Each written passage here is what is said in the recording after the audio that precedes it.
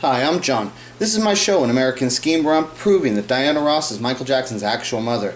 You know, when I make these videos, it's like, there's so much information I want to explain and stuff, and it's like, when I'm making them, I don't know, it's like, am I making them more for people that have actually been following my story, or am I making them for people that don't know anything about my story, right? So when I trying to explain things, it just comes out like, so like I made like this video right here, I made it yesterday, and it was an hour long, right? So it's like, nah, and then it's, when you'll see here, it's like I'm just showing two quick little things, but it's like this turned into an hour, turned into an hour video. So it's like, let me just jump into this really quick, and Smokey Robinson, he's doing this interview, and one of the first facts is, like, people that know my story know that Smokey Robinson met Berry Gordy in August of 1957. And see, what happens with Smokey Robinson when he's doing these interviews, he almost always tells the same story. Very much, it doesn't matter who they're talking to and what story. It's really, I've heard this story 50 times, right? But what you'll find is, in these stories, you'll get a little piece of information. That's what I do. I watch these interviews and stuff because I'm looking for that one little piece of information that's like, oh, well, I never heard that, you know, and that helps me. So here's this one little piece of information I got here. He talks about when he first started recording. So he met Berry Gordy in August of 1957. He starts recording in December, and then he says the song gets released on his birthday, which is February 19th.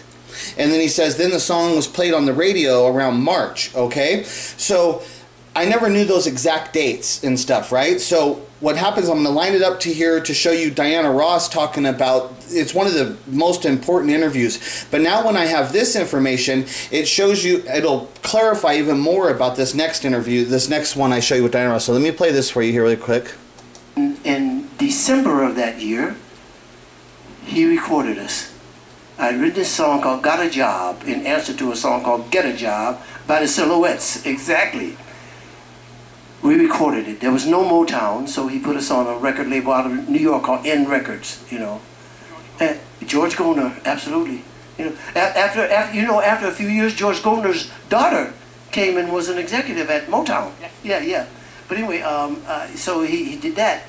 And so I started to go to school in January, and there was one guy in the Miracles, Bob Rogers, you know, talk after classes, and he and I happened to be born on the exact same day in the exact same hospital in Detroit. We met up when we were 14, but we were born on the exact same day in the exact same hospital.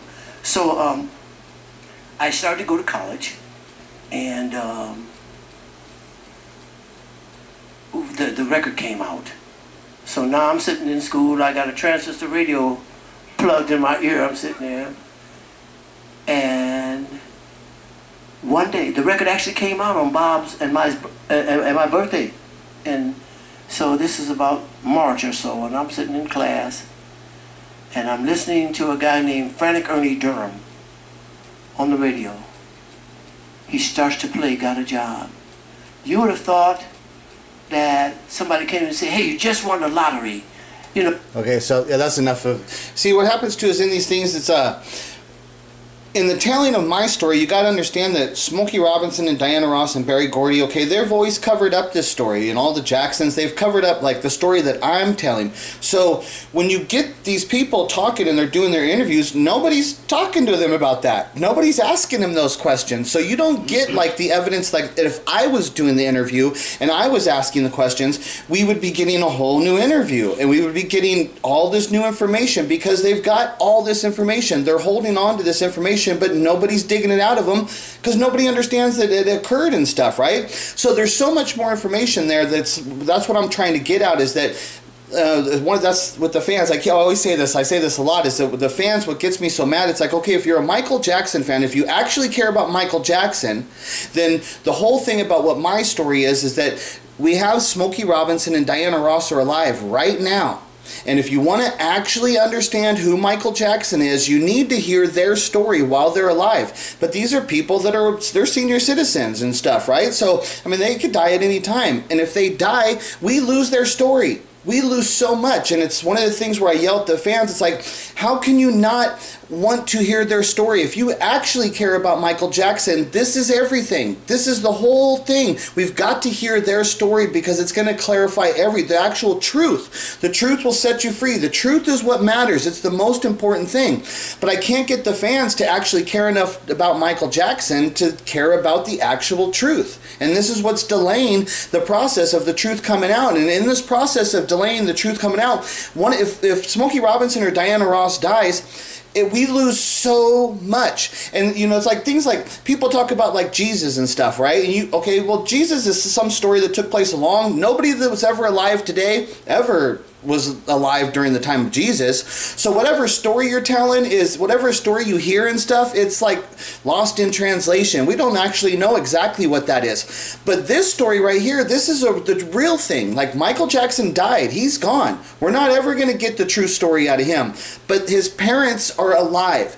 This is a reality-based story that can affect everybody that's alive in the world right now. This is a truth that will affect them, but it has to come out of them. I can only do so much. My story is only going to be an interpretation of the truth because the simple thing is I don't have all the facts. I can only express my opinions about the facts that I have at the time, okay? So this interview with Diana Ross, this one is just incredibly, like, the stuff she's saying, I've played this video so many times, but it's still like, this is how it is. Like, just these little parts of what she's saying, right there I got clarification. So when she says that, when I heard that Smokey, she says when Smokey, when I heard he could make a record and it would actually be on the record, you know, or on the radio, she said that was a big deal. So what that proves here is that Smokey's record got played in March, okay? So her 14th birthday is on March 26th, okay? So around that time when she turns 14, which I say, because that's when it says, when you look at her biography, that's when her biography basically starts. And it says that that's when she changed schools and she went to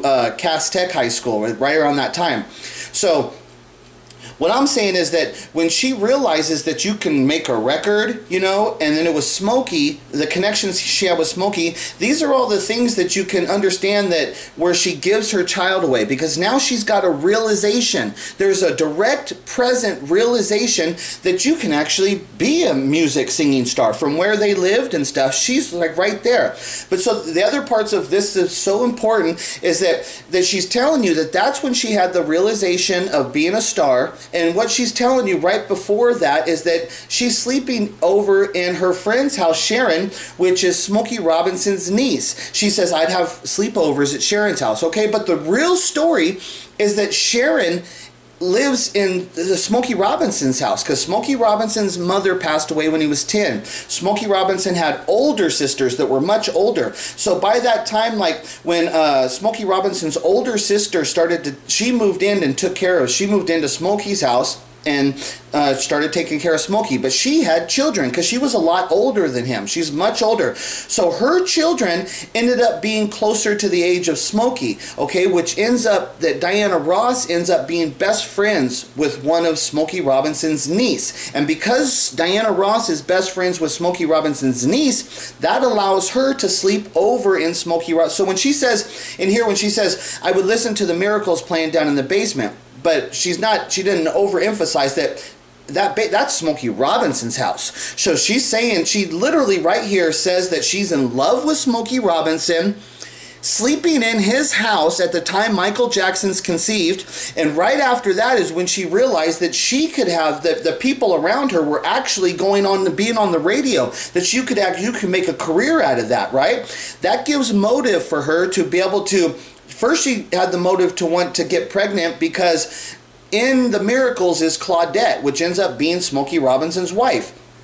So there's no room for Diana Ross to have ever got into a relationship with Smokey because she was and she's young at this time, and then Smokey's hooked up with Claudette. So when she's talking about being in love, it has to be when she's young. It has to be at the time, like when I'm saying when Michael Jackson's conceived, because she couldn't have got into a relationship because Smokey was with Claudette. Like when the band starts, that's August of '57 that we know that's when they hook up with Berry Gordy. Claudette's in the band at the time. Smokey's dating her right at the earliest time. So what she's talking about, and there's no reason for her, this is in 1991 on the Arsenio Hall Show. Why is she even bringing up Smokey Robinson's name as a first love when she knows that's disrespectful to Claudette? Claudette, who's Smokey Robinson's wife for 26 years, who's actually the first woman actually signed to Motown.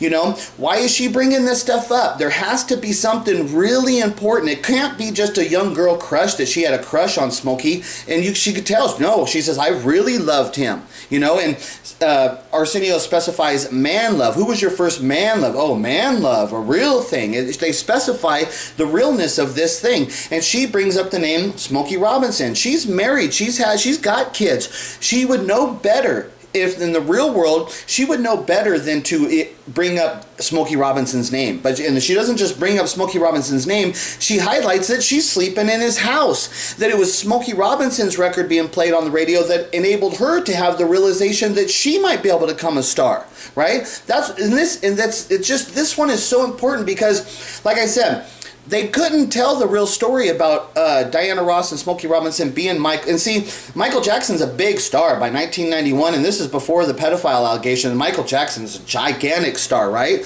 She wants the world to know because she's, like she said, she's in love with Smokey Robinson. So when she sees Michael Jackson, she knows like the reality of what occurred there with her and Smokey, and that her and Smokey produced that child with all that talent. She is so proud of Michael Jackson's talent and that it comes from her and Smokey because it shows that her and Smokey made Michael Jackson. So in her mind, it's showing that me and Smokey together, look at what we made. She wants the world to know that, but they can't tell the true story. But once in a while you get these little pieces, and then you have to understand, for me to be going back and doing the research, that's how I pull all this stuff together. Okay, so let's listen to this here. Yes, but who was your first love, though? Yeah, who was that? You mean, that are you first guy talking you kissed? about man? Are you talking about man love? Oh, yeah, I should have specified that. I'm sorry. Smokey Robinson was my first love. I really loved him.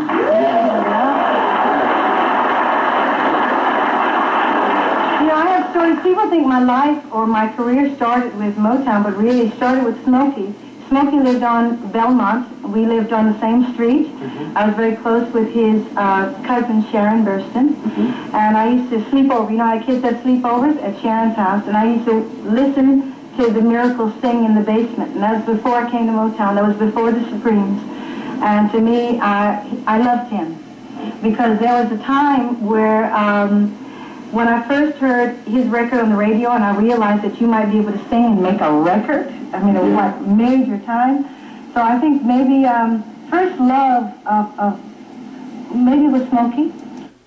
So, I mean, like right there, what she's explaining the story that I'm telling you, is that Michael Jackson was conceived, like Michael Jackson's born August 29th, right, of 1958. So that means he's conceived like right around early December, I believe that would be the timing of that. So when you look at the time of what Michael Jackson's conceived, and these are just simple facts, this is when Michael Jackson's conceived. And if you look at the Jacksons, the child before Michael is, it was twins, Brandon and Marlon, okay? And then the Brandon kid died at birth, basically, right? So the Jackson family, they've already got a big family, and after that incident happens, the child before Michael, they don't have another kid in the house until Michael comes into the house. Okay, Michael's the next child that comes into that house. So when you look at the Jacksons, the reality of the child before Michael, there was a tragedy that occurred, okay? So then when you look at the time when Michael's actually conceived, what you go and you find out what's going on over here with Diana Ross and Smokey Robinson,